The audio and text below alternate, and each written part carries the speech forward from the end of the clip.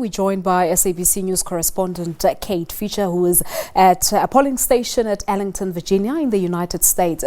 Kate, good afternoon to you. Thank you so much for coming through. Now, I gave a bit of background read on my introduction, but just unpack the Super Tuesday for those who are not necessarily familiar with it. Absolutely. Well, this is the biggest day of voting so far in this presidential contest. 14 states and 1 US territory will be going to the polls. So it will really give an idea for what American people are thinking about, who they would like to be the competitor for Donald Trump in November's election, because we're going to so many different states geographically on the West Coast, the East Coast, in the middle of the country, as well as very diverse states with Latino populations, African Americans, white, old, young. So it will really give a good idea of what more of the country are thinking about, who they want to see compete against Donald Trump for the White House. That, of course, is just the Democratic voters. They're here to choose their nominee to challenge Donald Trump. All right. So can Super Tuesday be used as a barometer in terms of the support base of a candidate nationally, not just within the party itself?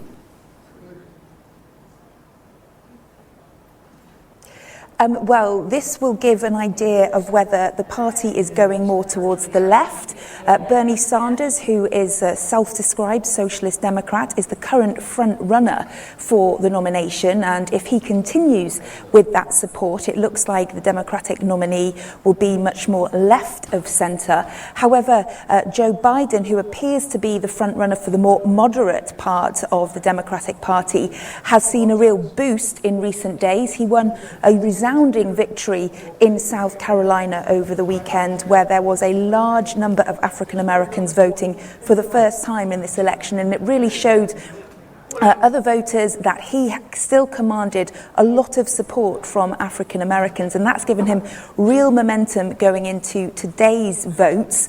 Also, off the back of his big win in South Carolina, two of his major competitors for that centrist part of the voting of the voters, the centrist voters, Pete Buttigieg, former mayor of South Bend in Indiana, that's a town in Indiana, and Amy Klobuchar, who's a senator.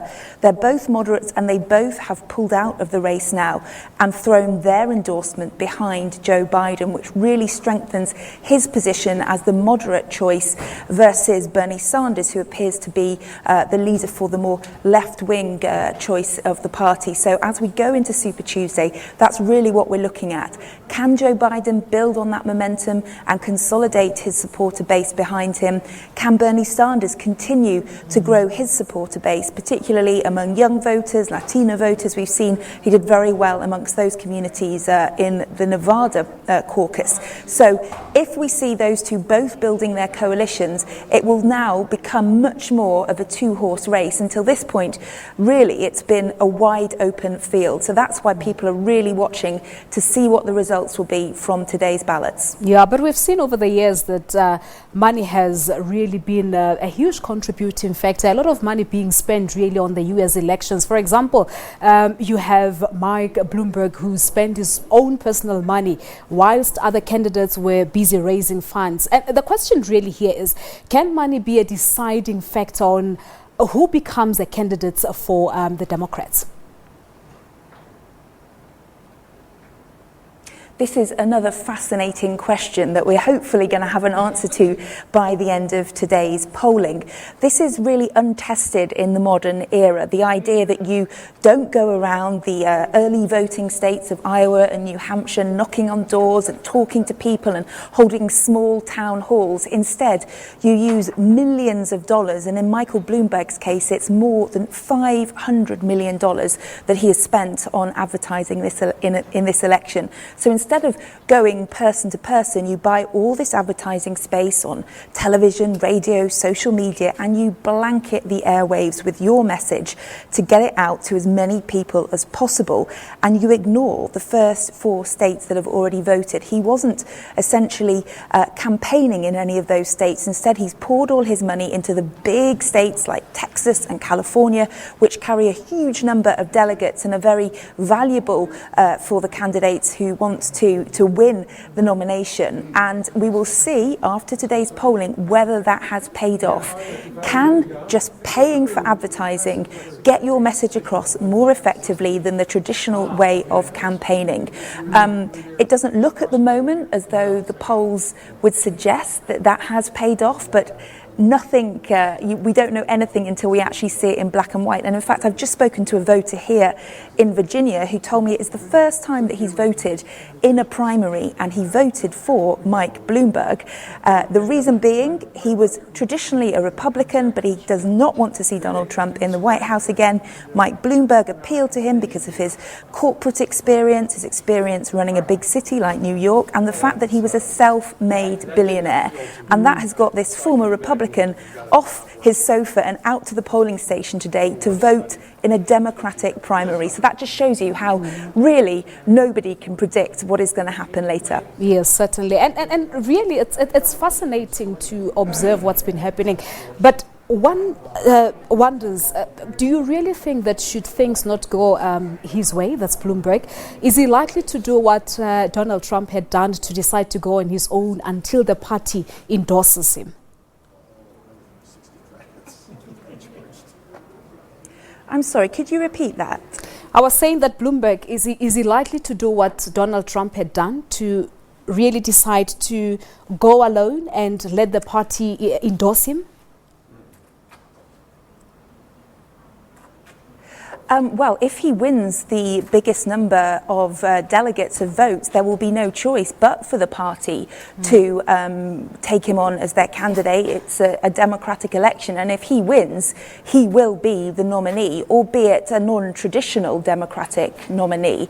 And yes, so if he wins, he will be that nominee. And the other nominees, I would think, are hoping that if he doesn't win, then perhaps he would still use some of this huge financial resource that he has to help them to fight against Donald Trump in the election in November. But certainly there is no doubt that if he wins the most votes, he will go ahead and be the nominee. And of course, he has history with Donald Trump. They're both from New York. They're both businessmen, and they both do not like each other. So I think if he does become the nominee, there will be very interesting times ahead in terms of two billionaires essentially fighting it out for the presidency. Although, of course, Mike Bloomberg says that Donald Trump is not a billionaire, only he is the billionaire. That's one of the fights that they have had over the time on Twitter.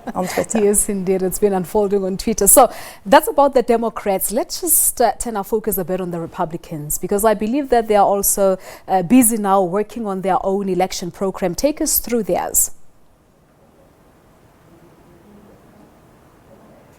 The Democratic election program. The Republicans. What's happening in terms of their I'm sorry, I'm progress? having trouble hearing. All right. No, I was referring the to the Republicans, yes. The Republicans,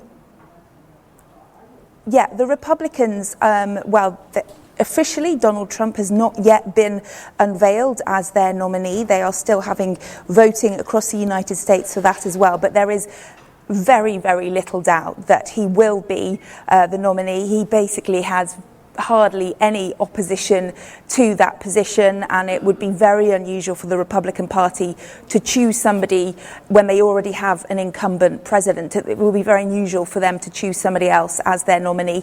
He still commands huge popularity amongst voters and amongst Republicans. I mean, he's been impeached, yet is still very popular in his party. They see him as the best way to keep power and to hang on to the White House and their Republican majority in the Senate. So there doesn't appear to be any doubt that he will be the Republican nominee come November. And that is why the Democrats are looking desperately. Often when you speak to Democratic voters, the biggest thing that they are looking for is which is the candidate, who is the candidate that can beat Donald Trump, because really that is the only thing that matters to them. They want to get power back, they want to take control of the White House again, and they want to see the end of Donald Trump's presidency. Yes, that's the main question now. But when are we likely to have the results for this Super Tuesday?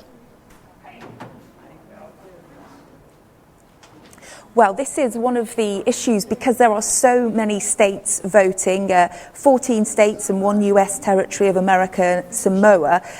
It will take some time for all those votes to be processed. Here in Virginia, it's one of the polling stations that closes earliest in the country. It will close at 7 p.m. local time. But over on the West Coast, which is, of course, 3 hours behind us here on the East Coast, we won't start getting results from California, for example, until around 11 p.m. Eastern time. So it's going to be a staggered process. There will be lots of different results coming in at different times. And I think one thing we learned from the 2016 election is we really need to wait until we get those results in before we start trying to guess what the final outcome will be. But certainly there will be people like me who are very interested in this will be watching the television and social media very closely all night to try to work out what is happening. But certainly by tomorrow morning we'll have a much clearer picture of who the front runners really are in this contest for the Democratic nomination. All right, we promise you we all are very interested. We'll wait and see what happens. Kate, thank you so much for coming through. That is our SABC News correspondent, Kate Fisher, live from Virginia in the United States. All right, so let's take a quick break.